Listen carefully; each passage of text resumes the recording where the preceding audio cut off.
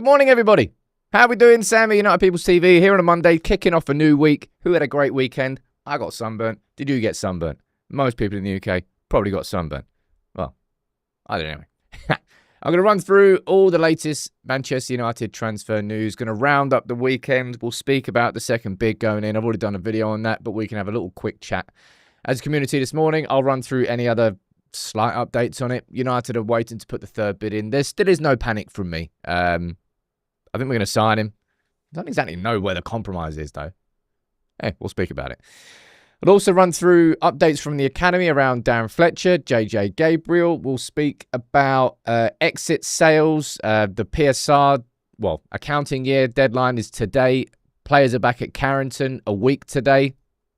We'll run through all of it. You'll let me know what you think in the chat, as you always do. Let's see who's here from the mod and the member gang. Stephanie, good morning to you. Carl, you're there as well. Klein, and I saw you there at the start as well. Better. Josh, you're here.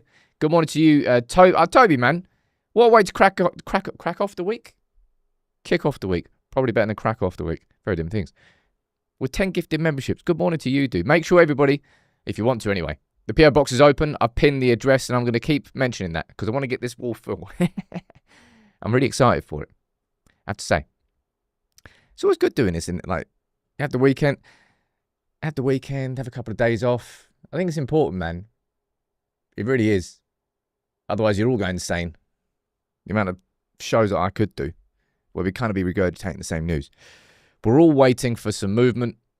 I'll run through the latest. All right? Let's see who's here from the member gang as well. Smee, good morning to you. We've got Aswin. We've got Daza. Stu. Samir, you're there as well. Saeed. Neil. Lucho. Aloysius. That's a cracking name, Aloysius. Very hard to spell, though. Right. I want to start with this because I've seen...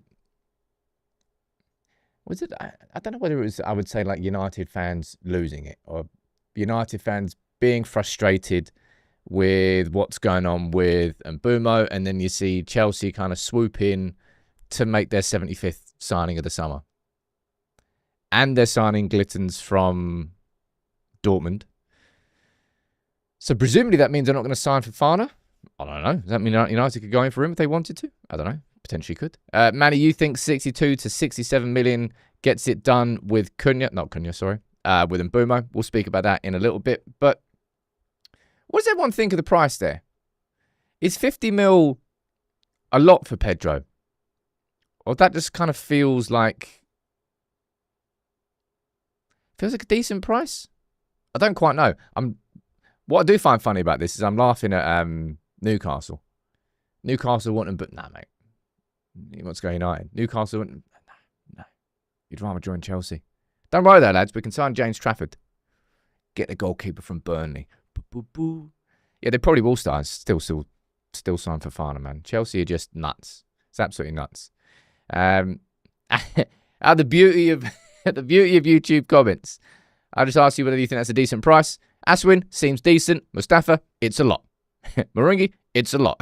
I don't know. Feels like a sort of fair price for a 23-year-old with Premier League goal-scoring experience. Otherwise, I think I'm just laughing more. At the fact that Newcastle really aren't getting anything done this summer. This is a shame. Yeah, so I've seen United fans getting frustrated at the fact that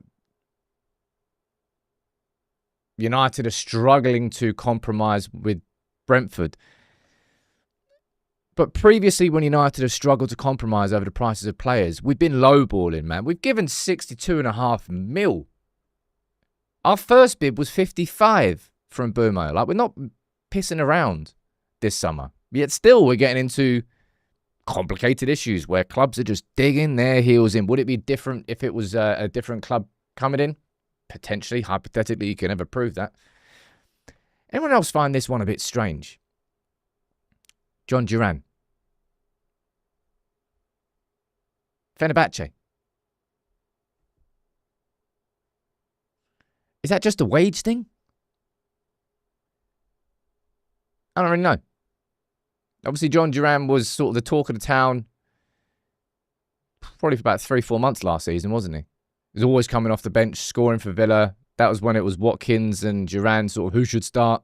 And then he got sold, I think, to, was it Al Nassr? 70-odd million in January. And then 6 months later, he's now leaving them and going to Fenerbahce. I'm thinking about it. I was like, what? It's a bit weird. Really strange. Rob, you're saying, mate, I own a business for end of financial year reasons. You push stuff into next year for tax reasons. We'll speak about that. No one actually knows accurately whether it's a good thing if United were to put it on this year's accounts, considering we've got 3 quarters that have been released, but we haven't got the 4th, which won't be released for a while, so we don't know exactly what United's numbers are. It's a bit strange, man. Why? What's going on here? I have no idea. Either way, Fenerbahce. Bit random. I just want to say a quick moment here. Quick moment? Take a quick moment. To sort of wish the best of luck to Paul Pogba. Back at Monaco, it was emotional when he was signing the contract. It was only about, I don't even know when the drug, when did a drug test failure happen? Anyway, it looked like his career was over. Got overturned in the Court of Arbitration, I think, or at least reduced in time. And now he's signed as a free agent for Monaco. So's Ansu Fati. I wish him good luck, man. I hope it works out for him. I think that would be cool. I think with Pogba, when we signed him, not bloody recent, did we sign him twice? No. Think about Ronaldo. When we signed him, I don't think we were ambitious enough around him in the signings that we made, if I'm being honest. But I also think that Paul Pogba himself could have done a lot more. And something that really never, ever sat right with United fans was Mino Raiola. And how every single summer it was really? Like, do we need this nonsense again? Anyway, that's the Paul Pogba situation summarised. So fingers crossed he does well. I wish him the best. I just want to say a thank you to everyone who left a comment on this video we put out yesterday. Is that these sorts of videos we call like a halfway video. They're not quite at the full level of the mini docs that we do. There's a little bit of me on camera and then a little bit that's me with the voiceover. Yeah. So we did this yesterday and we did it on sort of United's transfer policy, because not just transfer policy, but sort of overall strategy behind the scenes, the shift away from having what the club considered a massively bloated scouting department, the shift towards data and analytics, which we know the club has been doing for a while, and the fact that Dan Nicolo's come in as a consultant, the fact that Michael Sansoni has come in from Mercedes in F1, the fact that Chris Ravel's in as the new head of the sort of director of football. It was a video that was, I suppose, to help you understand all the changes that are happening, because there is quite a lot still. Ideally, it all feels a bit more settled now. People find it boring. Largely, people find it boring. But it's the data stuff I'm more interested in, man. Because we've seen it with Brighton. I've got sleep in my eye. Should have washed my face this morning. Forgot. United have just been so far behind when it comes to data and using it in an innovative way. So far behind. So many clubs. So we're playing catch-up. And we're still playing catch-up whilst those clubs are going even further away. Like Brighton are the pioneers of it because of the... What's it called? Something Lizard. I can't remember. Like Tony Bloom, who's the owner, has got like a data... Star Lizard? It might be Star Lizard. Has got some sort of data behemoth that only they have access to. Matthew saying that you don't find it boring at all. I think quite a few people do. It's the future of being able... And it's sort of a point that's really raised quite well in that video, if I do say so myself, is data isn't there to replace scouting. What data can do is allow you to put everything through a filter. So instead of you looking at 100 players and you've got 100 scouts spread across looking at all these different players, you can actually just put them through a filter, narrow that down to about 7 or 8 players, or even less, And then you have your scouts, maybe 1 or 2 scouts, all looking at them. And you can do more extensive scouting on lesser players. Well, on less players, not lesser players. But that's why it needs to be implemented more at United. And I hope that we start doing it. And fingers crossed we already are. So, yeah, I think it's called stylism. Yeah, it's stylism, isn't it? Cagozzo down there saying Brighton is content with being a selling club. I mean, you can try and take the piss if you want out of Brighton's model, but it's absolutely worked in establishing them as a very good, on the edge of European football Premier League team from where they were a few years ago.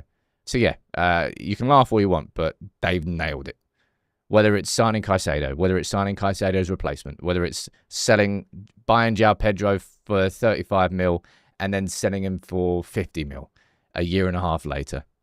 Yeah, I wish United were as good at transfers as Brighton were. Because their hit rate, compared to us, it's embarrassing for United. Smee, good morning to you, dude. Thank you for gifting 5 memberships, man. Smee. Right. It's not worthy of a video today, right? But today is the PSR deadline. If United wanted to, then United could try and ruffle the feathers of Aston Villa and kind of use today as some sort of mid-summer or beginning of summer transfer deadline day. I don't quite know. Something interesting to note here, it's not really that interesting, but something worth noting, is that even though today is a deadline, it doesn't mean that things can't be added onto the accounts from last year. So it's still possible to sell a player tomorrow or the next day as long as you've pre-agreed what that price is. And it's just not been known. As long as the sale has been agreed, but the price hasn't been finalised. So with Brian and Mbeumo, it could well mean that United, if they wanted to, even if they didn't do the deal before today, could put it on last year's accounts. That's sort of the point I'm raising here. So as much as it's a deadline, not really going to change too much, is it? But let's speak about the headline for today's show. Probably going to be the headline until the deal is done. And like I said in the video over the weekend, I have every confidence that this deal will be done. I thought matching the same offer as Cunha would have got the deal done. But I think as much as a lot of us, as much as a lot of United fans want to point the finger at United here, I don't really think I am. I don't know whether I'm looking at it from the wrong lens or something like that, but I'm looking at this going, right, so United went in with an offer of 55 mil, which is the first one, which is a damn good offer straight away. It took longer than I wanted it to between the first and the second bid going in. Was Brentford replacing Thomas Frank part of that? I don't quite know. Was it United just sitting there? I don't know what United might have been waiting for. Either way, we went in with an offer that's 62.5 mil, which is the exact same price that we paid for Cunha. That's fine. It's Brentford on this one, not United. And I said, I know that a lot of people are going to be just sitting there kind of getting angry that United are ballsing up this deal, United are dragging it out. I don't really feel like it is. And Carl, you're completely correct in terms of what these delays are. There's people down there, Jonathan saying, pull out, put in a transfer request. I haven't got time for that nonsense, man. I haven't got time for that nonsense. And you're correctly mentioning it as well.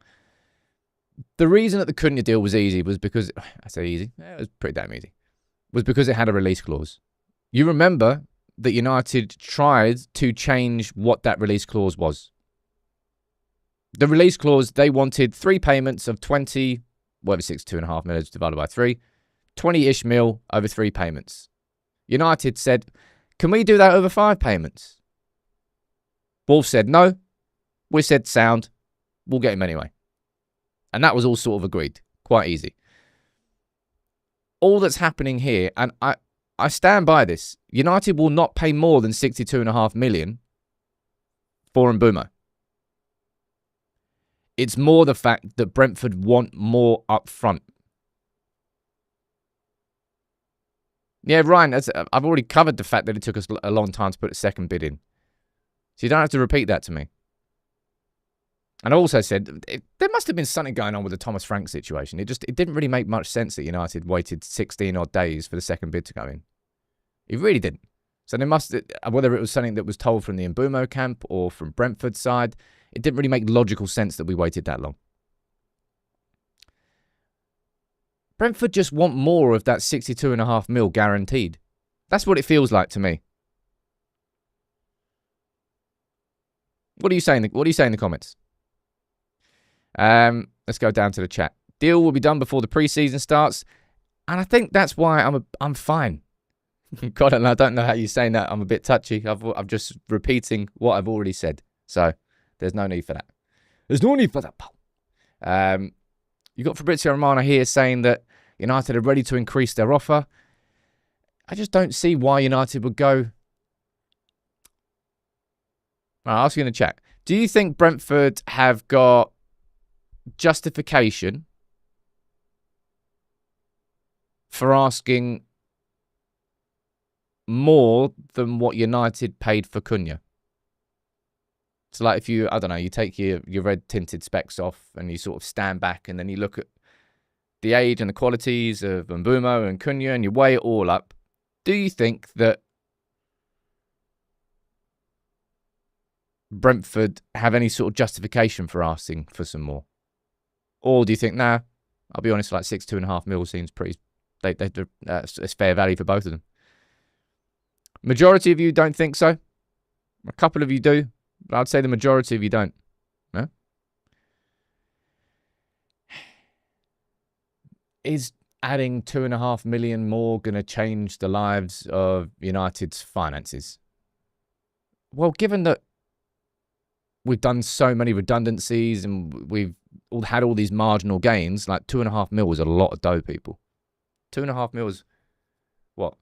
Somebody who's on 250 grand a week. Bah, it's only 2.5 months' wages. To be fair, that's actually more split in the chat than I thought it was going to be. We don't know what the add-ons are. Someone says down there. We go back to this up there. DG, you're saying they're being greedy now. Leigh saying that he had more goal involvements that they're entitled to ask because he's their player, but I think 62.5 mil is pretty fair value. Dr. Riggs saying, I imagine Brentford are asking for more because they've been torn apart this year. There is a lot that's happening at Brentford. They've lost Thomas Frank and Mbeumo's going. Like Bournemouth as well, my word. They've lost their left back, their main centre back. Another defender? I think they've lost 3 out of their back 4. I'm still not panicking. And maybe it's just me. Because Mbeumo is sitting there the whole time going, like, I want to join United. That's as close as you can get to a transfer request without actually being one. I don't particularly think he'll hand one in. I don't think that he would sort of do that to Brentford and take away a little bit of their negotiation power. Just doesn't strike me as the relationship he's got with that club. Might be wrong. I might be wrong. But it depends, I suppose, how long this goes on for. Because what if United go in with another bid of 65 mil and Brentford go, no, we still want more. Newcastle could come around sniffing, and they're probably going to be a little bit more desperate after the João Pedro situation. So, potentially. Ain't no way Spurs are paying that for a player. Ravi, you're saying you're not worried about him. Richie saying just pay it because they paid more for Anthony and Mbeumo is Premier League proven. I don't think you should ever at any point be using Anthony as a measuring stick for what United should do right with transfers. Oh, you see this massive mistake that we made? Well, this one isn't as big a mistake. Go on, let's just do that. I'm not just at no point really have I been fussed or worried about it? We know what the ideal deadline, is a deal is agreed by probably, I would say, Wednesday, which would give it enough time for him to go to Manchester, do all the media day, sign with the club, and then be there ready for the first day of training, which is a week today. 7 days. Matt, you're saying just pay the 62.5 mil we're wasting time? You mean the 62.5 mil that we've already offered? That they've rejected? We've already offered the same that we pay for Cunha. And they're still saying no. Manny, you think 62 to 67? 67. It's just a bit long, isn't it? Donnell saying, why does everyone try to charge us more? Well, we're going after more expensive players. Like, Chelsea just sitting there in the corner just agreeing to deal 50 mil for João Pedro, but I don't think there'll be any United fan in the comments that would be happy if United had moved away, hypothetically, if United had moved away from signing Mbeumo and signed João Pedro for 50 mil. I think there'll be so many people in the chat going, hold on here. Yeah, sure, that's cheap, but really? Mbeumo is worth holding out for. We are adding goals, Premier League proven ready quality. Ready-made, man. It's just frustrating. It is frustrating, but I think at this point it's more on Brentford than it is United. Just a personal opinion. And that's not me sort of out here defending Ineos and defending United. I just think it's a pretty fair game that we've offered them 62.5 mil. My personal prediction is that the third bid will be the exact same, but the structure of how this 7.5 mil is paid will probably be easier to achieve. I think that's largely what the compromise will be around. So the add-ons, instead of it being, I don't know, if like United win the Champions League, then you're going to get an extra mil or two. No idea. And he's saying, Sam, perhaps the club needs to start making some more noise around a different number 10 and force the issue. Haven't really been linked with any proper alternative. If we go to the whiteboard, we've been updating this. Who else got down there? Tyler Dibbling was, I think, considered a bit of an alternative. Nothing's really happened on that one. Who else we got there? Nkunku? Hell no. Rafael Leao? Hell no. Who else down there? Nah, not really. Amos, that's a fair question. Saying, what's the difference between amortization and installment payments? Amortization is when, say you sign a player for 50 mil and you sign him on a 5-year contract. You amortize that by spreading it over 5 years. You pay 10 mil a year. Guaranteed 10 mil a year. Installments aren't guarantees. Installments can be like targets that you set. All right, so if Mbeumo scores 50 goals for United, okay, that triggers a payment that United have got to give Brighton an extra 2 mil.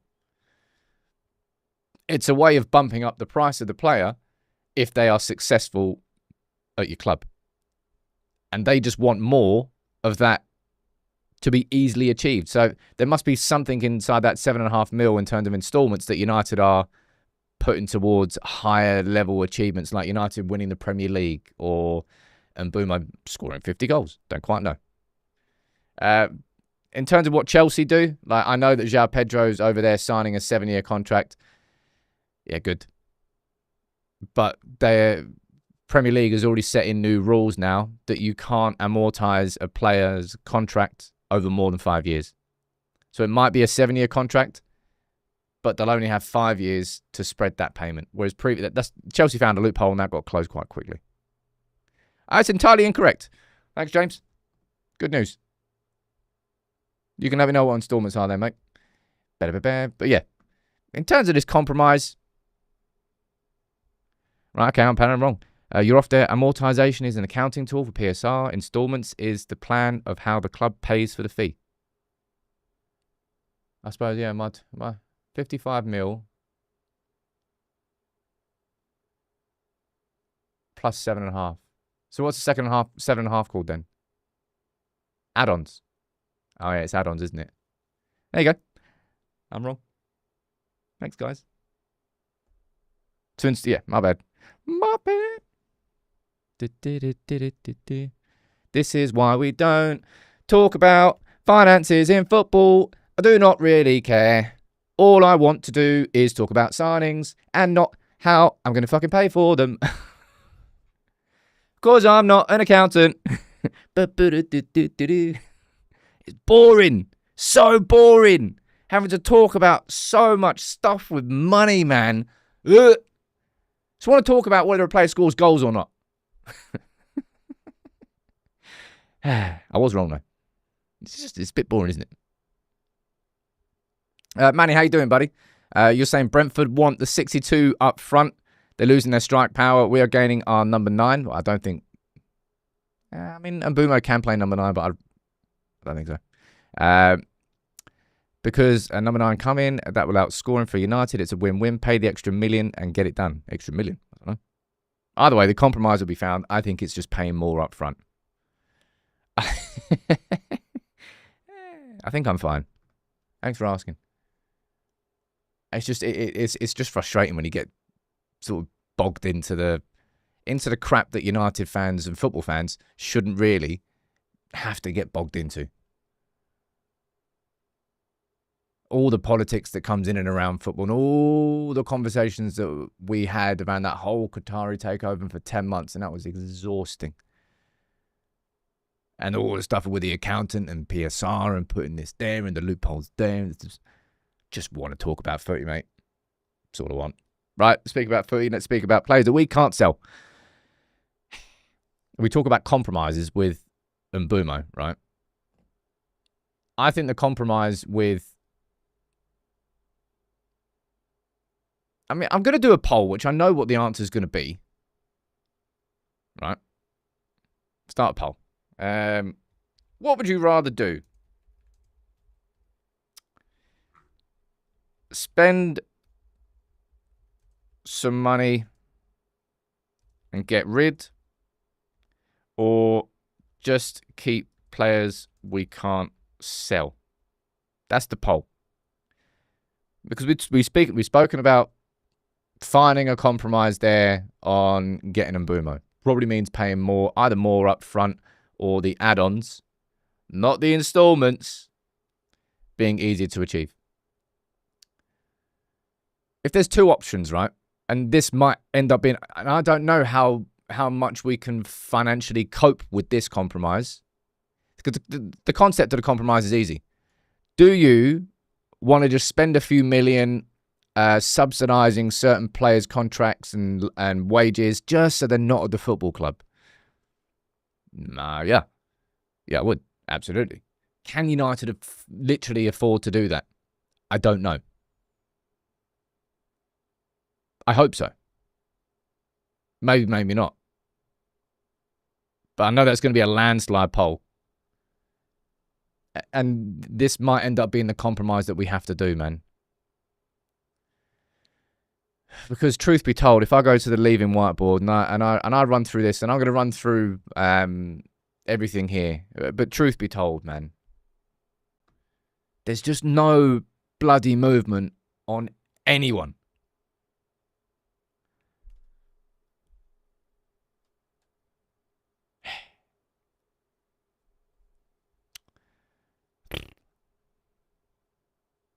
I know hate is a strong word. I don't hate Sancho. I just despise him as a professional.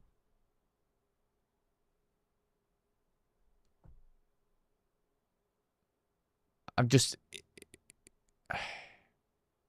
know what the hell we do. I really, really don't know what we do with Sancho. I just don't see a scenario where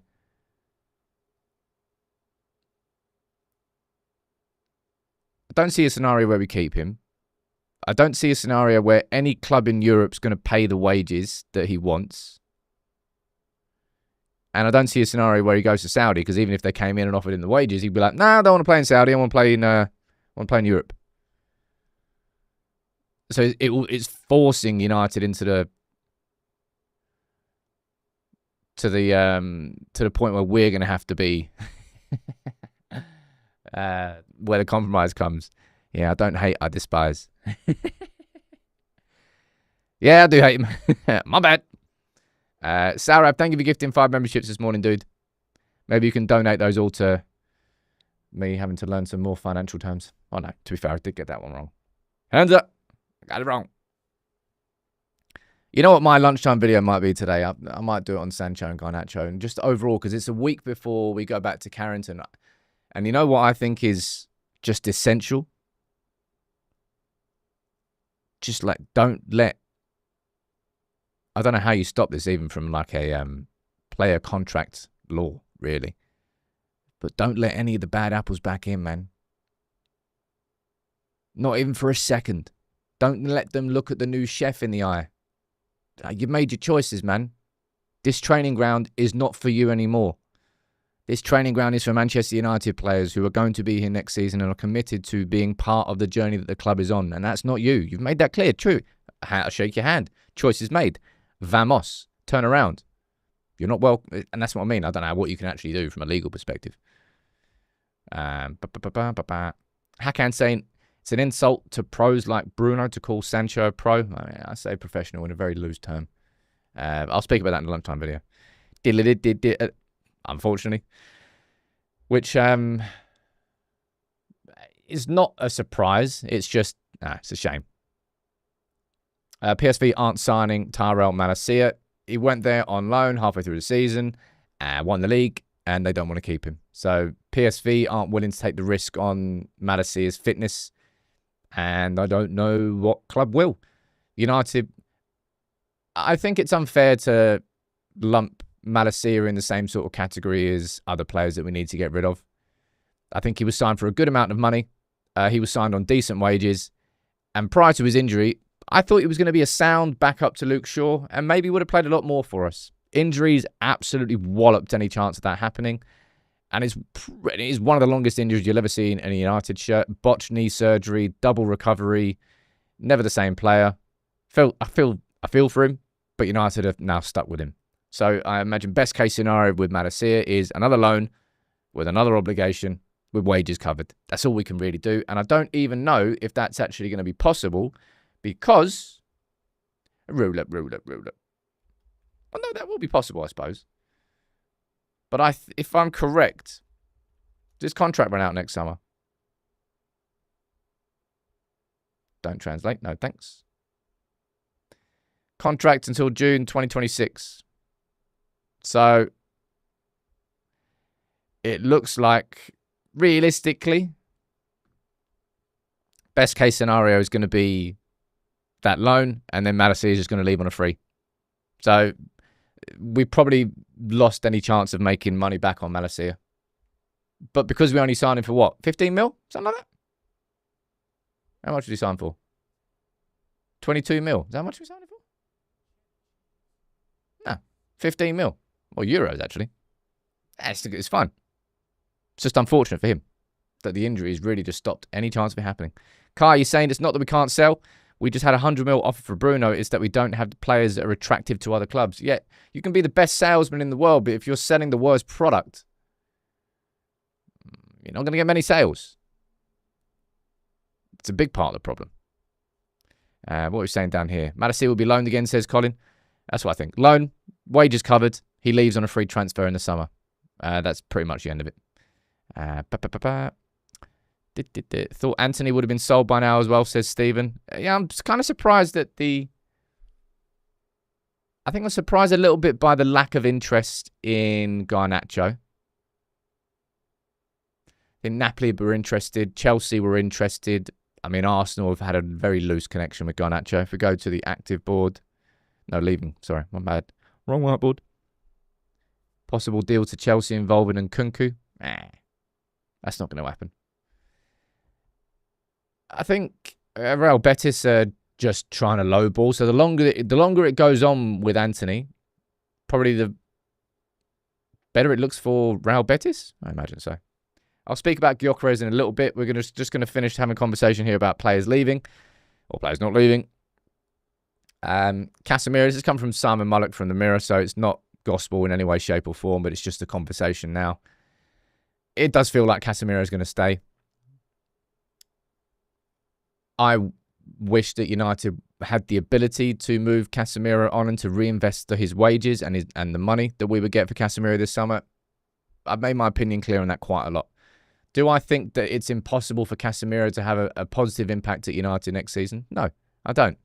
I think what we saw in the Europa League showed that Casemiro, more the fact, I suppose, a little bit of both actually, Amorim learned the best way to use Casemiro. He's just got to stay in front of that back four. Got to stay there, man. Positional discipline, which may or may not be as easy with Bruno. I would prefer that Casemiro moved on, but given all the professional bad eggs we've got, I'm not going to sit here and hound Casemiro out of the football club. I just think it would be in the best interest if we were able to sell him and reinvest it. But it doesn't look like that's going to be the case. Probably the wage is a big part of it.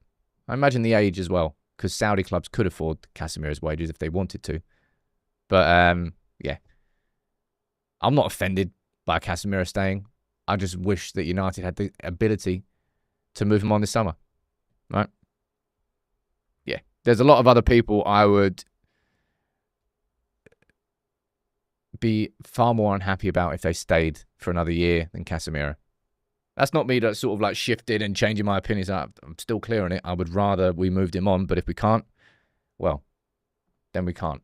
And we keep him for one more year. Wes saying, would it be better for... oh, God, PSR. Would it be better for PSR to get our sales done before or after today's deadline? No one can accurately know that because we don't know what the fourth quarter results were for United. So we don't know, I don't think. How many years does Casemiro have left in his contract? I don't quite know. Let's have a quick look. He was signed in what? Ten Hag's first year? This is third season he's coming into then. I imagine he probably signed a 4-year contract. Man, 30. If we gave him a 4-year contract at 30, we probably did, didn't we? You know, do anyone else remember under Fergie when if you were over 30, you only got a 1-year contract. 1-year rolling contracts were how over 30 contracts worked under Fergie at United. Could do that now. Contract expires next summer. So if Casemiro stays, he leaves next summer as a free transfer. So Casemiro leaving on a free. I mean, that really is just peak United. It really is, man. Signing a 30-year-old for £70 million to see him have one cracking season, a second where he just got demolished by the formation and completely lost himself, a third season where that continued and then he picked up in the last few months, and then a fourth season where, hey, look, he's back in the Brazil squad. Maybe we're going to see a little renaissance from Casemiro in his last season, but given the physical requirements for that midfield partner for Bruno, it just doesn't match. Just doesn't match. So I don't think it'll work. But he's probably going to stay and probably leave on a free transfer 4 years after signing him for £70 million. That is sustainable transferring, United. Very sustainable transferring. Look, you know what I want to say about Gyökeres? You want to give me an update on him? If there's one thing that he needs to do, dude's got to sack his agent, man. Get rid of that bum. He is doing him no favours whatsoever. Sporting's president's come out and been speaking about it again. He's not going to leave for 60. And I think it's a bit weird, right? The Sporting's president talking about how Gyökeres won't leave for 70 million euros. He's talking about Zubimendi, 6 months younger than Victor, go for 65 mil. And I saw Cunha go to United for around 75 million euros. And I'm looking at that going, I know that Gyökeres banged in a lot of goals last season in the Portuguese league. I'm not really sure that you can use Matheus Cunha as a sort of benchmark comparison for the price of a player. You're talking about someone who's been established in the Premier League for 3, 4 seasons, has just progressively got better and better and better. I think I just think it's a really odd thing for him to use as a comparison. Yeah, and then you got Fabrizio Romano saying, following the quotes, Gyökeres has no intention to come back and play again. He's already told the club about it. Feeling betrayed, feeling tired. Yeah, I'm feeling tired. There is a real possibility that Gyökeres has burned his relationship with his current club, and no club's going to offer the price that they want to sell him. The whole thing's just ugly as hell. Ugly. And Gyökeres has to trust his agent in this situation, right? He has to. That's a lie. He doesn't have to trust his agent. He could completely boot him out. But, I mean, at this point, he's very much got to trust his agent. Let me see what you're quickly saying about it. And I'm going to watch Sporting's first game with glee. Martin's saying, I'm becoming more troubled by Gyökeres.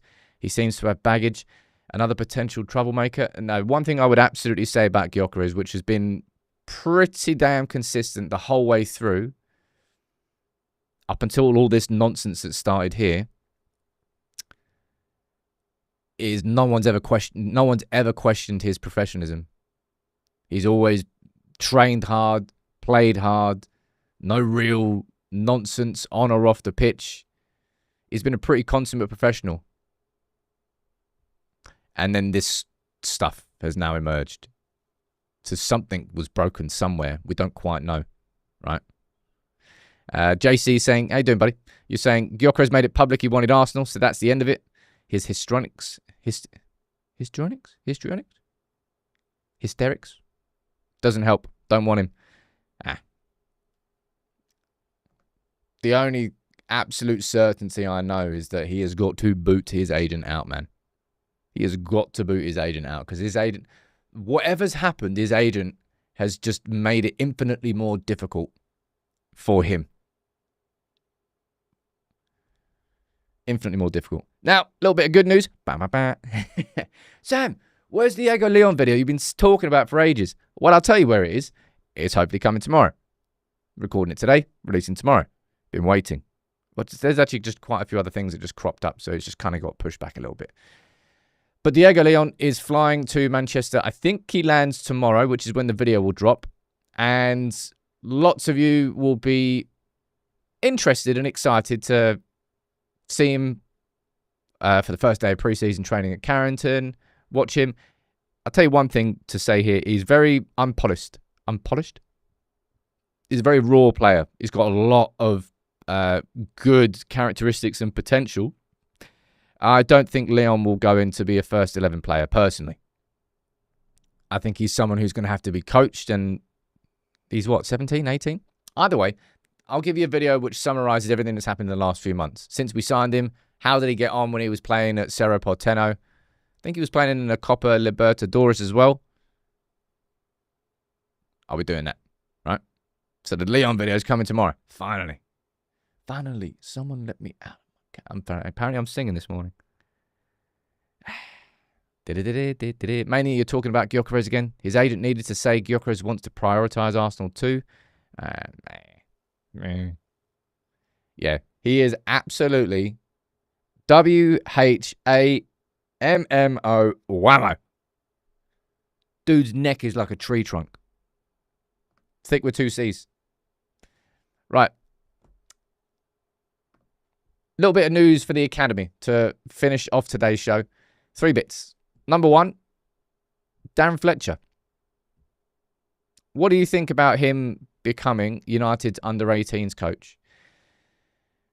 If you look across, Solskjaer was the reserves coach at one point. What other former players have had stints managing the youth teams? Nicky Butt. Was Nicky Butt there once? I think he might have been. Was Michael Carrick ever? I'm not quite sure. But Darren Fletcher's in talks to become the under-18s coach. Remember that Darren Fletcher's not just kind of like, people are going to look at this and go, oh, jobs for the boys, old school United. Oh, great. Darren Fletcher's been in and around United's coaching staff for a good few years now. in different roles. Coaching, hands-on, stepping back, being more of like an academy lead and sort of bridging that gap for those players coming through.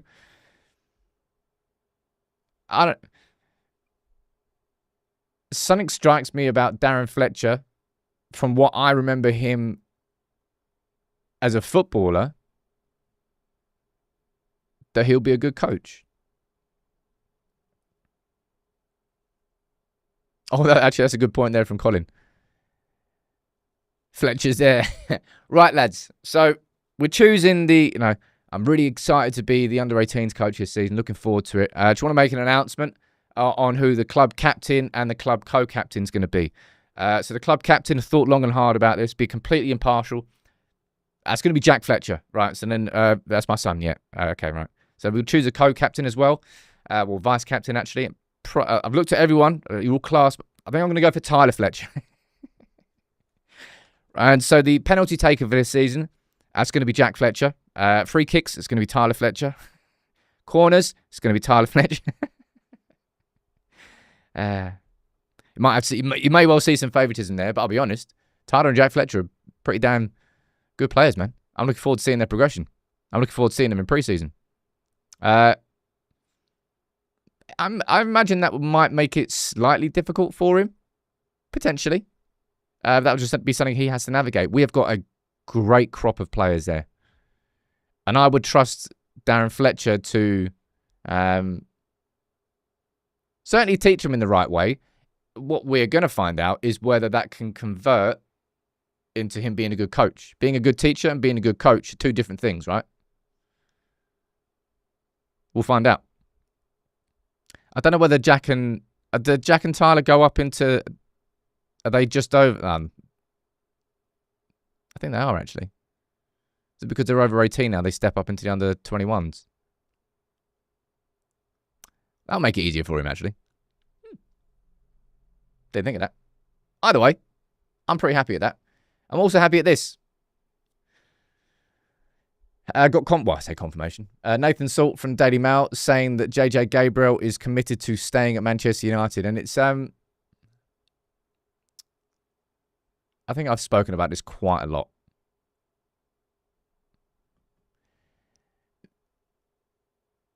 We're speaking about a 14-year-old lad here, right? Somebody who's made his under-18s debut last season. I think he scored, didn't he? Right at the end. He scored 2? Can't remember. But the fact that we're sort of all so hyper-aware of a 14-year-old, kids are getting better younger. I don't know whether it's the facilities. It must be to do with the facilities. It must be to do with the coaching that they can get at a younger level. Like it might be that grassroots are getting better. I'm not quite sure exactly what it is. But definitely, overall, there's more kids getting better at a younger age. And he's definitely one that a lot of United fans wanted to hear about. So JJ Gabriel looks like he's going to be committing to stay at United. Remember, he can't sign a professional contract. If I'm correct, it's 17 that you can sign a professional contract. So he'll still be on scholarship terms, of course, for the next couple of years, but keeping him in and around our academy system. So we speak about Darren Fletcher. That's going to be one to watch. Because JJ Gabriel already made his under-18s debut last season. Peter saying, good morning, Sam. Morning, Sam. Joining in late today. I want to say start Monday on a positive. Thanks for the hard work you do. Best community in the world. Big up, dude. It really is the best community in the world. I like to think so anyway. Of course, I'm completely biased. A bit like Darren Fletcher talking about who the best youngsters in United's academy team are. Jonathan saying Wilcox apparently stepped in to keep him. I'm happy with that. Is it 16? I think the first professional contract is 17. Let's have a look. First professional contract age. England footballer.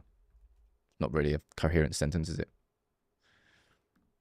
AI overview, which of course is completely accurate and correct, can sign their first professional contract at 17. So I'm pretty sure it's 17. I think it's still scholarship terms when they're 16. It's kind of right. It's kind of a big reason why we can't sign. Well, we're not allowed to sign anybody who's under the age of 18. That's kind of a reason why we had to loan Diego Leon back to Cerro Porteño because he wasn't 18 because of Brexit rules. English teams aren't allowed to sign anybody who's under the age of 18, which has actually made us lose out on quite a few players. And it might end up being like, Chelsea have got Strasbourg now, and they can sign players who are under 17, keep it inside the multi-club model, and then bring them over when they're 18. I imagine that's probably what United are going to start doing. Maybe with, you've got Enzo Cannabéic, who's going to be going to FC Lausanne. Quite a few of you have given some ratings down there to Wilcox. Hey, look, the proof is in the pudding, and I won't make a sort of a grand statement or comment on it right now, but it does feel like there's finally a bit of damn structure at our club. It really does. Like that Barada interview, where is it? It's over there. In United We Stand. I found it so odd that some people went after him for that. For like having the ambition. Yeah, ambition is one thing, being able to execute is another thing. And that's why I think that having Chris Favell, and look, we already ran through it. In this video about the sort of the shift in transfer. It's a shift in approach and strategy. That's what it is. And with Wilcox and with Favell and with Barada, actually feels like the club kind of knows what they're doing. It does. Right, last minute or two. Let me know what you think in the chat. Anything you want me to speak about. I left the poll up there, forgot about that. 25 minutes ago. I said, what would you rather do? Spend some money and get rid of some players, or just keep players that we can't sell? Landslide, 90% of you are saying spend some money and get rid. And that's what I would agree with if United can afford it. And that's kind of the million-dollar question. We don't know whether United's finances would allow us to have that compromise. Jonathan saying Leon was the South American scout we have who strongly recommended him. You got Diego Leon, you got Sekou Kone. Those two are the types of signings I want us to make more of. As I covered in that video, I want United to find the next Carlos Baleba or the next Adam Wharton before they're £75 million players. You do that a couple of times, you nail it. Those sorts of big wins are just like momentum shifters when it comes to United and transfers. If we find a gem, we need to. What's saying down here? Easier to clean my roasting pans from yesterday's banquet. You called it a Sunday roast a banquet. Fair play. Fair play. Did you burn anything? Question mark. But what's saying down here? What central midfielder do you think we're getting? I briefly had a read through Carl Anker's Shopping for Amarim series. It's a series he does on The Athletic. Does strikers first, and now he's done central midfielders. And there's a few names that are mentioned in there. A few that I've spoken about, a few I haven't spoken about. Central midfield is all quiet on the Western Front right now. All quiet. I'm not really quite sure what's going on with central midfield. I want it to be our next priority signing, but nothing's really happening. Right, I'm going to wrap up for today. Thank you all for tuning in on a wonderful Monday. It looks hot as hell out there. I want to go out there and get more sunburnt. Now, I actually put sun cream on, by the way. Right? What else is he saying down here? Missing any news? Nah. If I'm going to finish on one note, don't panic about Mbeumo. We're going to get Mbeumo. I hope we get him in before the first day of pre-season, but I'm not particularly worried about the deal collapsing or United paying a crap ton more. I think it's more to do with the add-ons. And I think there'll be a compromise that can be found there. All right? Take it easy, everybody. Have a cracking day. Hey, look, fingers crossed, I'll come back here with another little cheeky live stream later for Here We Go. And it better not happen on Friday, by the way. I'm going to a wedding. Which means you can pretty much put it in your diary now, actually.